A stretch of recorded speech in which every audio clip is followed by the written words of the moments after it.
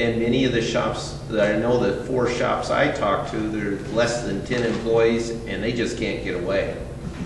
So if you would like to say whatever, wrapping up. I totally understand, what you're saying as far as people out trying to make a living, and so I understand why probably many aren't here today. I again thank you for the opportunity to be here. I want to remind you that it's primary election day today, so when you get home, vote if you can. And it's hard to get enthused about it because I think on my ballot there might be 1 or 2 names, but you need to do it. Some of these contests are very important around the state of Minnesota and how the election actually will shape up. And then I guess my only other comment is I'm very concerned about the outcome of this election, both on the federal and the state and local level. There's a lot of things that are going to be decided by this election as far as who's in charge and what's the agenda for all of us. And so I guess my parting comment would be that make sure that we all get out and vote.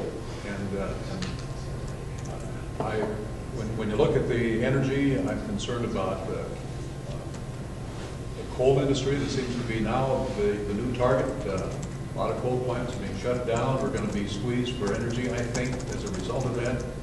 And I think for a long time we've felt that we have bundles of it. I think we're going to see shortages of it. So again, the next election will determine how all of this stuff kind of shapes out, and starting again at home all the way to Washington. So each of us needs to do what we need to do, and we'll do it again. Okay.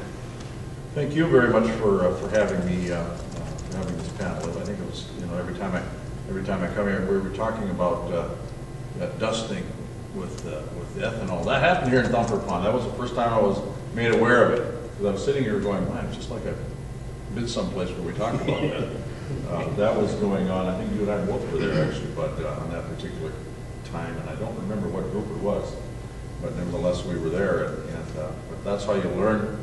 And we try and carry the message of what's going on in St. Paul, and sometimes what you read in the newspaper isn't necessarily what's going on. And, there's always what we call inside baseball going on. If everybody were to know what was really happening down there, it would be an eye-opener. But people don't have time. They just don't have time to pay attention to that, and because they're busy working and trying to make ends meet, and they want to make a better life for themselves and their family.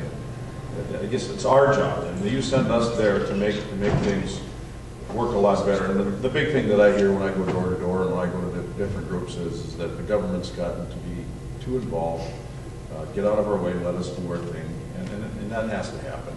And it has to happen within reason. You have to take into consideration the environment. You can't just go out and, straight pipe stuff into the water anymore. Those days are gone. Those days are absolutely gone, or things like that. So there is some rhyme or reason to this. It's not all just, and some of us come out very black and white once in a while, that it's this way or the highway. And what she's talking about as far as the getting along, that seems to be kind of the theme here lately with politics, is that we can't get along. I'm here to tell you, and again, that might be inside baseball, but we in the Senate over the last 6 years, there's days when we passed 30, 40, as much as 80 bills, 61 to nothing, or 67 to nothing, or there might be one vote difference, but most generally it's in a bipartisan fashion. You're not going to hear that, because that's not going to sell in newspapers. So there is a lot of good work going on down there.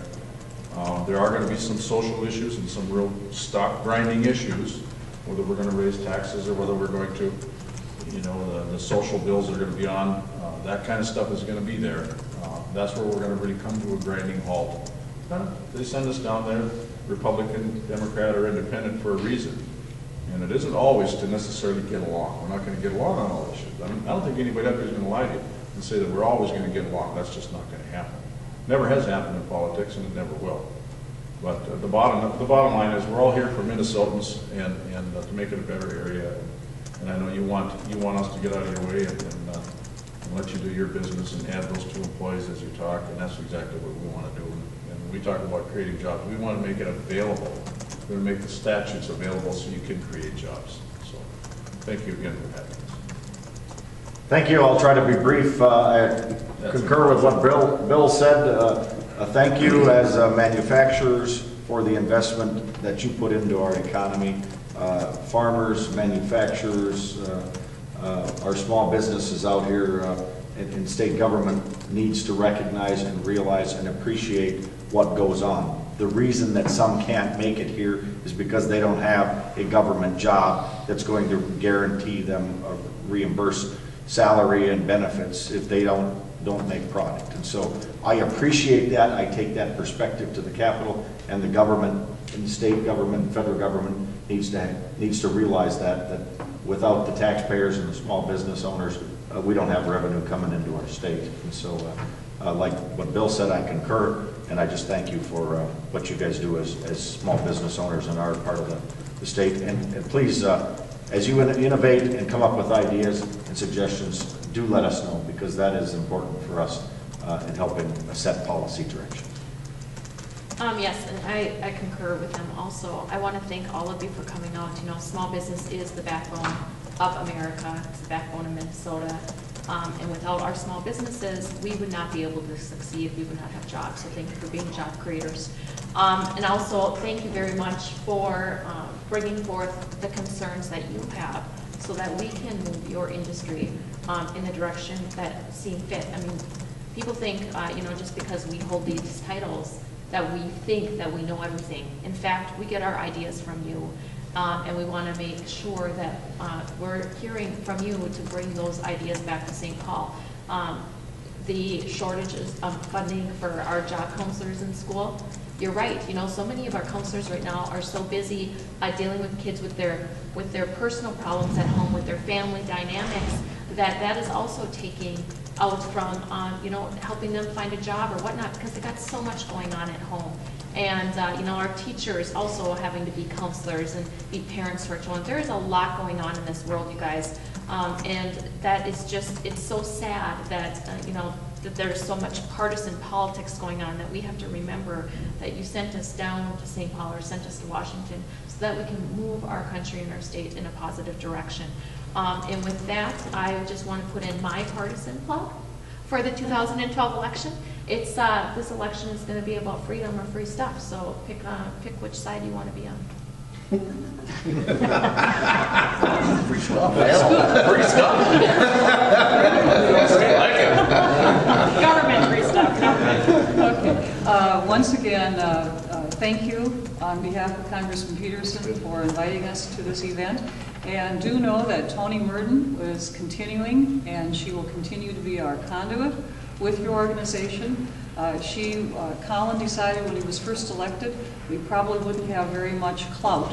And so what he did is he hired the first economic developer that any congressperson or senator had done. And so Terry Stallman from Otter Tail Power was our first one, and Toni is our second, and she's been here now for nearly 20 years.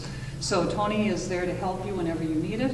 All of the helping agencies, thank you for everything you do every single day.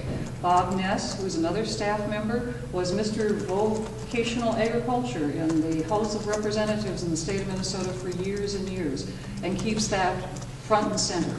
And do know that Congressman Peterson committed to serving you in the best way possible, looking not only to just the 7th District, but as his position as ranking member of the Agricultural Committee, he has to look at the entire country as well.